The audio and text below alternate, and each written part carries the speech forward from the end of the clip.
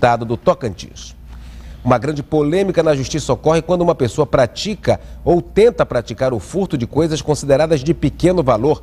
Alguém que furtou 2 barras de chocolate de um supermercado deve ser condenado pela justiça? Depende. No quadro Questão de Direito de hoje, vamos mostrar uma decisão do Supremo Tribunal Federal sobre esse tema. Acompanhe.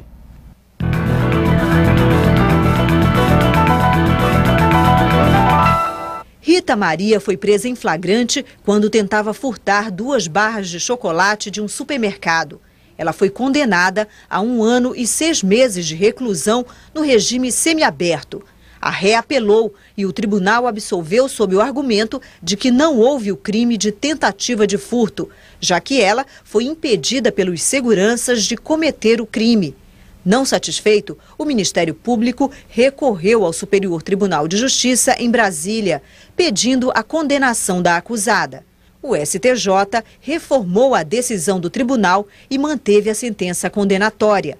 A defesa de Rita recorreu ao Supremo Tribunal Federal, agora alegando o chamado princípio da insignificância, ou seja, as barras de chocolate não seriam motivo para uma condenação. O STF decidiu pela aplicação do princípio e absolveu a ré. Segundo o Supremo, as barras de chocolate não resultaram dano ou perigo concreto, de modo a colocar em risco o bem jurídico. A relatora do caso foi a ministra Carmen Lúcia. E sobre esse assunto eu converso agora com o advogado criminalista Jânio Siqueira. Bom dia. Bom dia, Salomão. Bom dia a todos. Jânio, vamos tentar entender primeiro o que é essa questão do princípio da insignificância. Parte do princípio de que uma coisa de pequeno valor, de muito pequeno valor, na verdade, não deveria ser abortado, pelo menos pela questão do direito?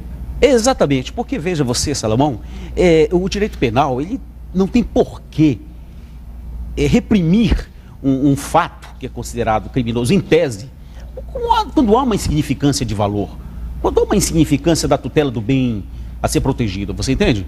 E se fala muito apenas em tentativa de furto, como esse caso aí. Mas normalmente existem outras figuras, outras condutas do cidadão que também podem ser colocadas sob o manto, sob a proteção do princípio da insignificância. Tá, vamos lá. O bem é pequeno, é o chocolate, é qualquer coisa nesse sentido.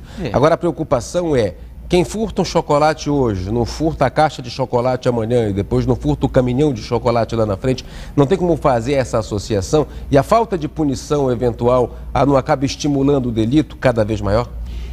Veja bem, este é o princípio que não pode ser aplicado também assim a 3x4, você entende? Eu tenho visto, inclusive, na vida profissional, que os juízes são muito econômicos, muito parcimoniosos na aplicação desse princípio.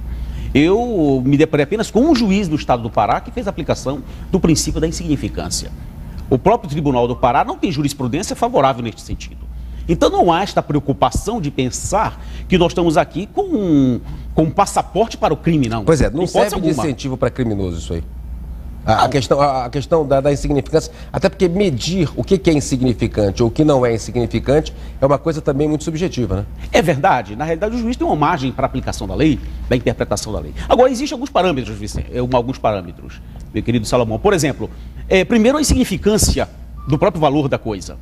2, não pode monetariamente falando. Monetariamente, é um dos aspectos, né? E outro aspecto também não pode haver grave risco, a ameaça, a segurança da pessoa, da vítima. Não pode haver, entendeu? Outra coisa também, o comportamento do acusado, ele não pode representar perigo para a sociedade na sua postura. Não pode ser um comportamento criminoso. Não pode ser um comportamento perigoso, lesivo. Agora, esse é o parâmetro geral. Agora, esse princípio vale para todos os tipos de crime ou ele vai se limitar à questão do furto?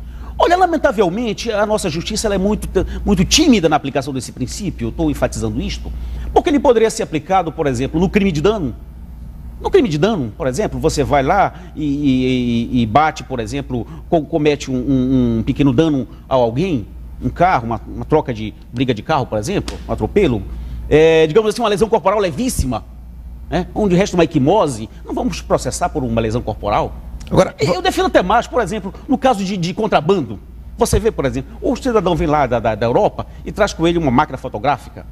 E ele não chega aqui, ele não coloca, não deposita os tributos. Os tributos. Não Não é caso de descaminho, de contrabando, não. Jane, vamos voltar à questão do exemplo que a gente deu há pouco. Ela tentou levar 2 barras de chocolate, mas acabou não conseguindo levar, ou seja, o segurança pegou antes. Quer dizer, eu não tenho nenhum furto, eu tenho a tentativa de furto. Quer dizer, como é que é essa questão da aplicação, como tentou levar, mas não fez, o fato efetivamente não se consumou, eu tenho um elemento de crime, eu tenho uma tipificação, o sujeito tentou fazer alguma coisa, nesse caso aí? Exatamente. Veja você. O que acontece? Com o princípio da significância, não há aquilo que se chama de tipicidade, não há crime, não há crime. E se não há crime, está excluído do direito, da esfera do direito penal. Normalmente se aplica nesses casos, Salomão, de furto, etc.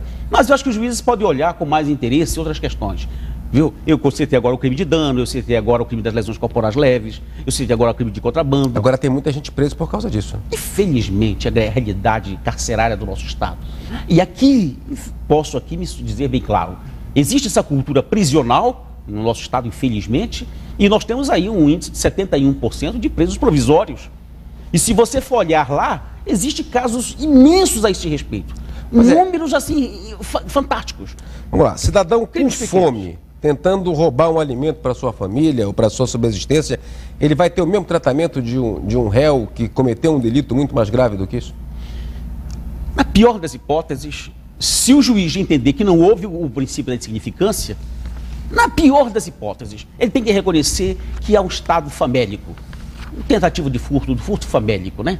O cidadão que vai lá, tenta para sobreviver, matar sua fome, a do seu filho, a do seu irmão, a do seu pai. Então esse é o furto famélico. Na pior das hipóteses seria o estado de necessidade, não é? Tá certo. Vamos ver uma outra situação agora. A nova lei antidrogas prevê uma penalidade leve para a pessoa considerada dependente. Acompanhe. Quem adquirir, guardar, ter em depósito, transportar ou trazer consigo para consumo pessoal drogas sem autorização ou em desacordo com a determinação legal será submetido às seguintes penas: advertência sobre os efeitos das drogas, prestação de serviços à comunidade, medida educativa de comparecimento de programa ou curso educativo. Para determinar se a droga destina-se ao consumo pessoal, o juiz atenderá à natureza e quantidade de substância apreendida, ao local e às condições em que se desenvolveu a ação, às circunstâncias sociais e pessoais, bem como à conduta e aos antecedentes do agente. Sobre isso eu volto a falar com o advogado Jânio Siqueira. Em relação a essa questão do tráfico de drogas, a justiça então vem reconhecendo esse princípio da insignificância, ou seja, a pessoa que consome não tem que ter a mesma penalidade do traficante, seria mais ou menos isso? Olha, a nova lei de drogas, a nova lei antidrogas, ela trouxe uma diferença, não é? Do consumidor para uso pessoal, uso próprio, afinal de contas esse é o termo, uso próprio.